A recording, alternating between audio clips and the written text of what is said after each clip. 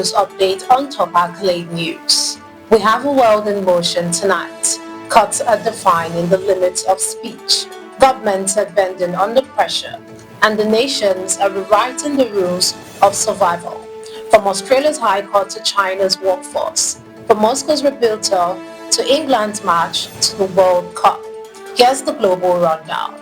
Australia's High Court upholds visa ban on US commentator Candace Owens. Washington revokes visas for social media remarks about slain activist Charlie Kirk. French Prime Minister Lecornu moves to suspend Macron's pension reform. China raises civil service hiring age to 38. Starting with a flashpoint in free speech down under, Australia's High Court has upheld the government's decision to deny a visa to far-right US commentator Candace Owens, ruling that her entry could incite discord through extremist and inflammatory remarks. Home Affairs Minister Tony Burke had rejected Owens' visas in 2024, citing a history of Holocaust denial and Islamophobic comments. The court unanimously found that protecting social harmony outweighed any implied freedom of political communication, ordering Owens to pay legal costs. In Australia's eyes, free speech ends where hate begins. From one free speech debate to another, this time across the Pacific, where Washington is drawing its own red lines online. The US State Department has revoked the visas of 6 foreigners from South Africa, Argentina, Mexico, Brazil, Germany, and Paraguay for making online remarks about the assassination of conservative activist Charlie Kirk. The move coincided with President Donald Trump posthumously awarding Kirk the Presidential Medal of Freedom on his 32nd birthday. Officials said the individual praised or mocked Kirk's death, violating US hospitality standards. When reverence becomes regulation, even liberty wears a flag. Across the Atlantic, a different kind of survival play, this time in Paris, where politics and pensions collide.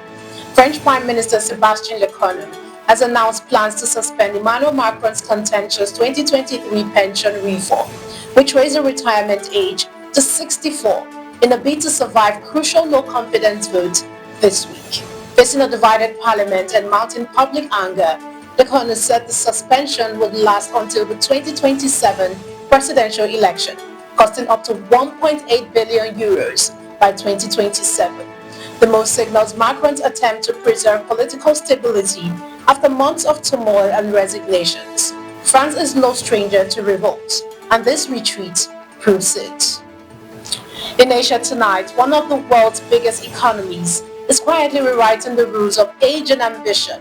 China has raised the maximum hiring age for civil service jobs from 35 to 38, the first increase in 30 years, in a bid to retain older workers and counter a rapidly shrinking labor force.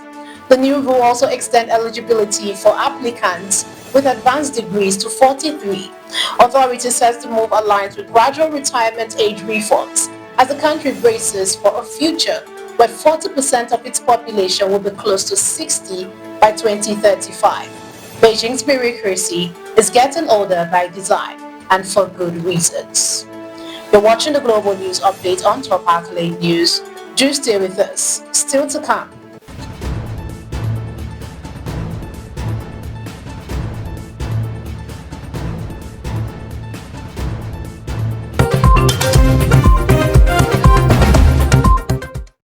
Thanks for staying with us.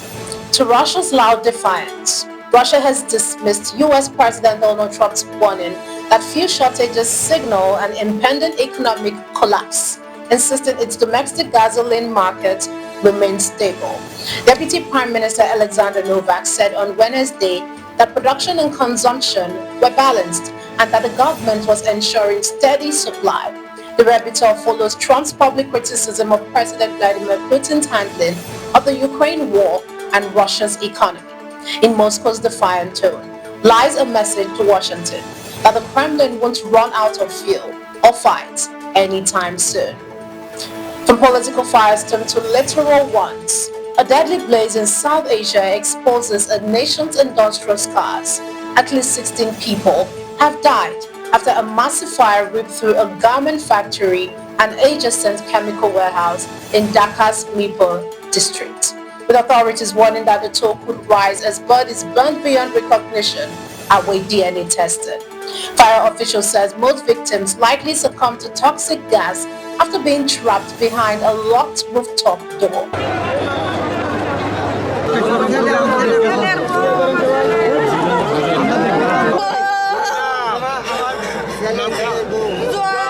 While investigations revealed the warehouse lacked safety clearance or an operating license, the tragedy once again highlights Bangladesh's chronic industrial neglect, where profit often blazes faster than reforms. Switching to a soulful farewell in entertainment. D'Angelo. Grammy-winning R&B singer D'Angelo has died at 51 following a long battle with cancer, his family announced on Tuesday. The Virginia-born artist, famed for hits like Brown Sugar, Lady, and the era-defining Untitled How Does It Feel, helped pioneer the 1990s neo-soul movement with its fusion of gospel, funk, and hip-hop. His acclaimed albums Voodoo and Black Messiah earned multiple Grammys and cemented his influence on artists from Alicia Keys to Frank Ocean. D'Angelo's voice didn't just sing soul, it resurrected it for a new generation. Wrapping up with triumph on the pitch, England secured the spot at the 2026 World Cup with a commanding 5-0 victory over Latvia, sitting top glance in Group K with 6 wins, 18 goals scored, and none conceded. The team's flawless qualification run highlights their dominance under current management and extends their unbeaten record in World Cup qualifiers to 37 matches.